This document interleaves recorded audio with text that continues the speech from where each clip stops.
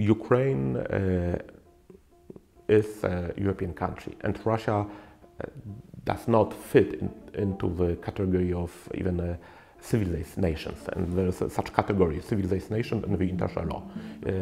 When you send arms which can even castrate men or cut off heads of Ukrainian soldiers, and we saw such examples in this war, then it's no civilization, it's barbarity. It is my pleasure to welcome to the Václav Havel Library and on Havel channel, Mr. Łukasz Adamski. Mr. Adamski, pleasure having you. It's also a pleasure to be invited by you. Mr. Adamski is a Polish historian and a political scientist focusing on the history of Eastern Europe, specifically on Polish-Russian, Polish-Ukrainian relations, as well as on foreign and domestic policies of Eastern European countries. Mr. Adamski is a guest speaker at this year's Jubilee 10th International Conference, Václav Havel European Dialogues. I'm absolutely glad that I could be here. I can share with the audience today with my, let's say, reflection about Russia, Europe, Ukraine, where I spent many months during the war. So I'm excited about the debate. Wonderful. We look very much forward to it. In 1983, Milan Kundera wrote an essay, The Kidnapped West, or the Tragedy of Central Europe, reflecting on the 1956 Hungarian uprising. In this essay, he described the fate of 1956 Hungary, the Czechoslovakia in 1968, Poland in both of those 2 years, and 1970 at the hands of Soviet Union. The essay starts like this, I quote, "In November 1956, the director of the Hungarian news agency, shortly before his office was flattened by the artillery fire, sent a telex to the entire world with a desperate message announcing that the Russian attack against Budapest had begun. The dispatch ended with these words, 'We are going to die for Hungary and for Europe,' unquote." Isn't it terrible how timely and familiar these words sound today?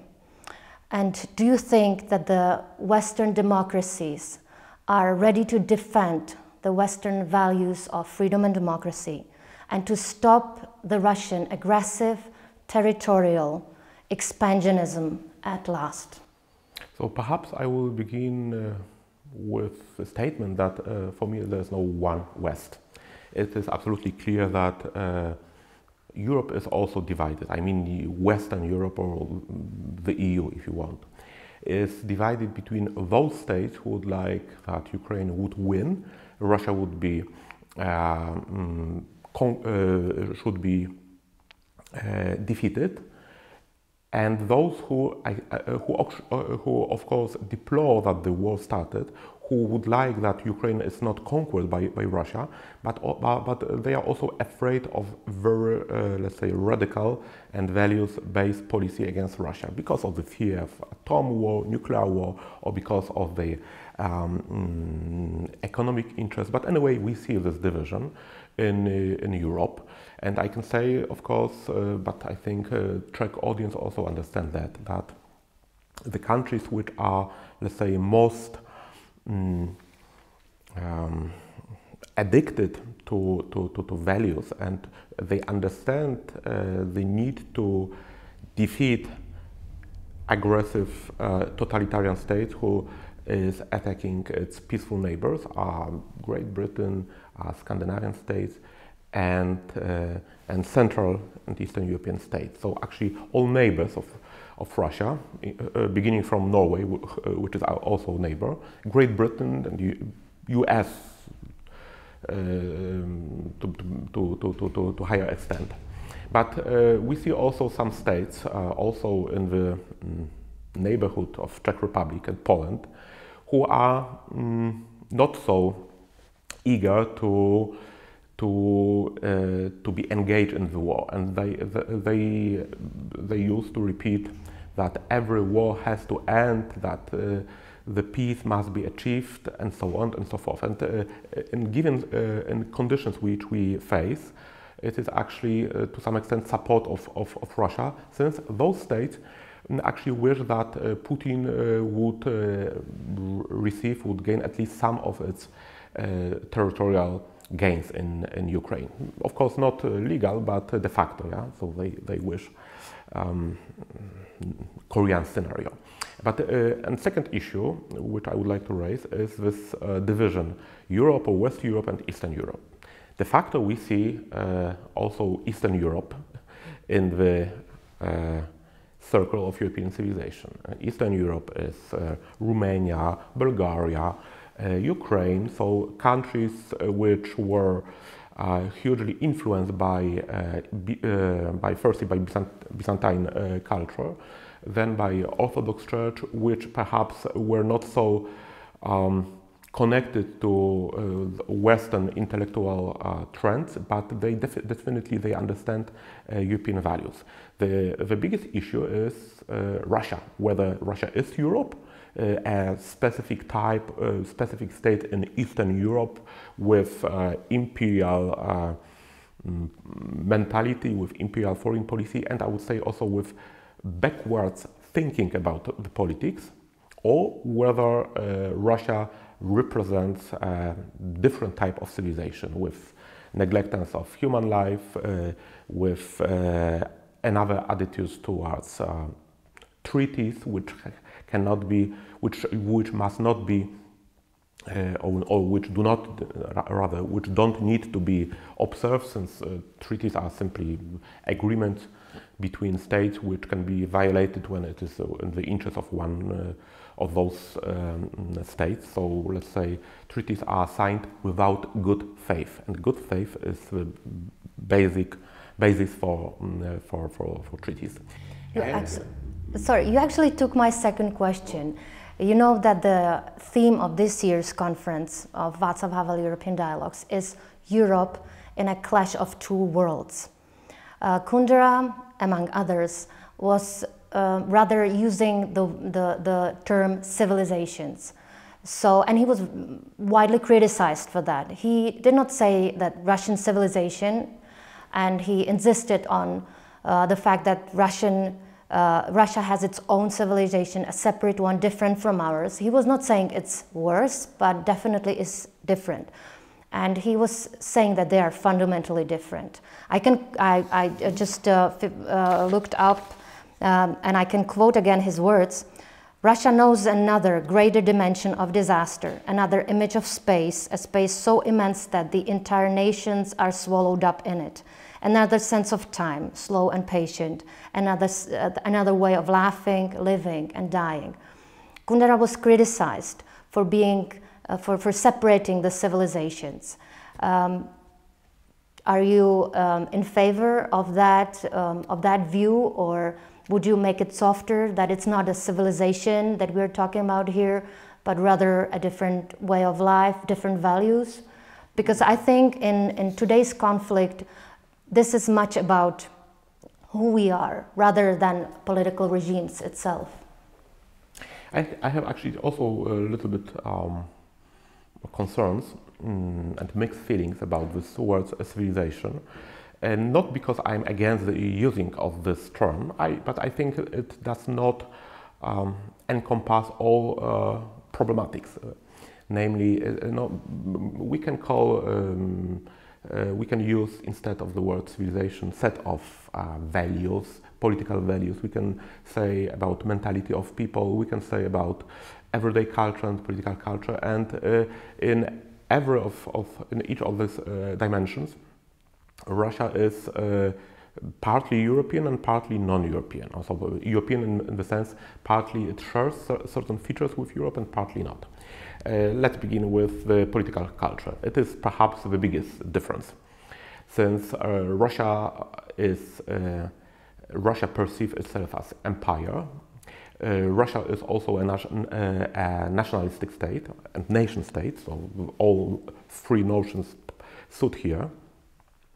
And they think that the other European states also think in the imperial categories, no, this bigger certainly, Germany, France, definitely US and UK, but they are smart enough not to say about that. But de facto they are very similar to Russia, but the Russian leadership lacks this ability to sell certain approach in a convenient way. This is how the Russians themselves perceive the politics of other states, and therefore I can say that this is approach which was also well known to Europe, but it was well known to Europe of 19th century. Let's return, for example, to the Congress of Vienna, 1815.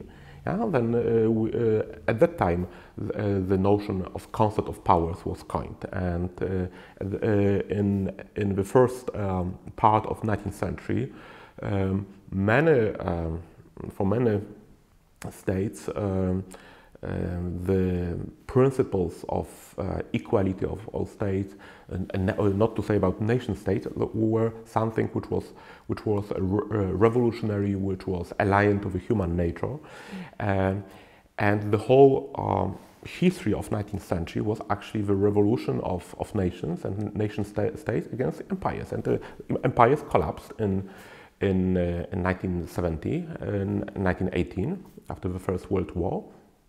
The Soviet Union also collapsed, but Russia wants to restore it. And then the question, whether it's European or not, I would say it's European, but it is a backward Europe of 19th century.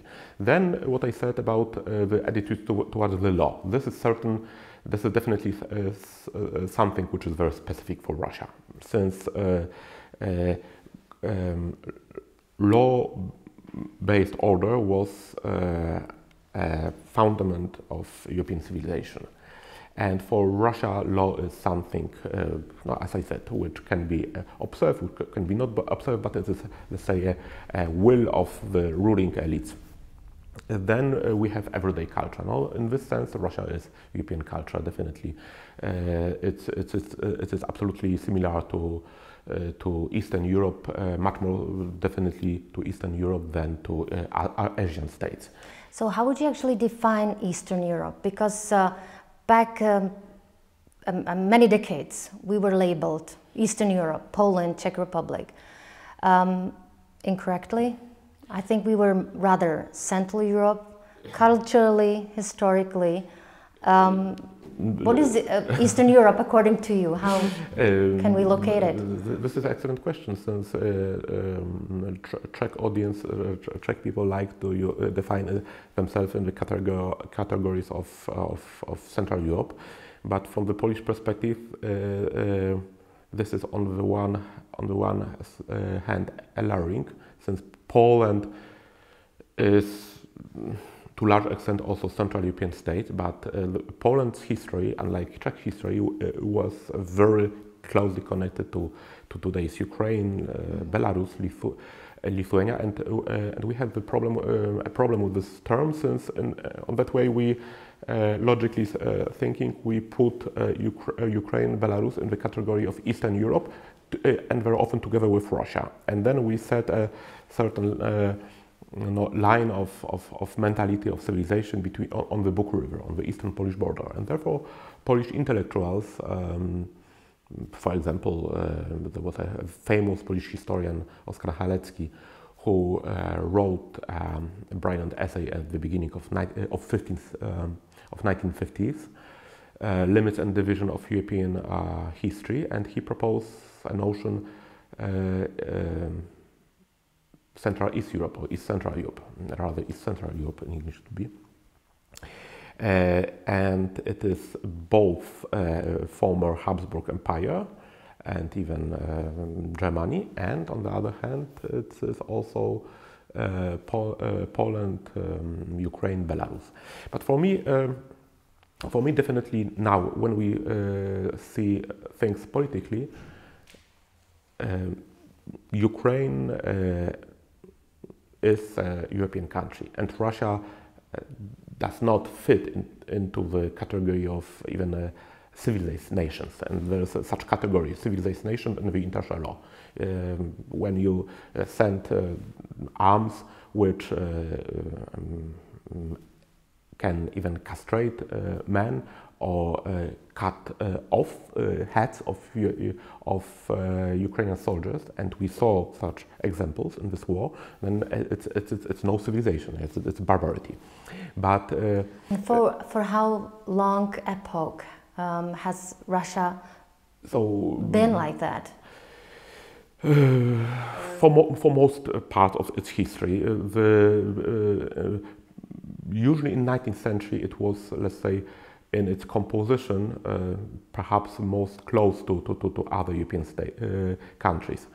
At least when we think about elites and high culture, the 19th century Russia was, I can say, European state. But you ask me about my definition of what is Eastern Europe. So, for me, Eastern Europe are countries between Poland and Russia. And Russia is either the fourth part of Europe, Russian Europe, which is unique, or it is out of Europe. But definitely, for me, as I said, you know, this division, what is Europe, Central and Eastern Europe, are interesting for intellectuals, but politically we have also another division between states which are democratic or even authoritarian states, but which observe certain basic rules of international order and international law, and axis of rogue states, of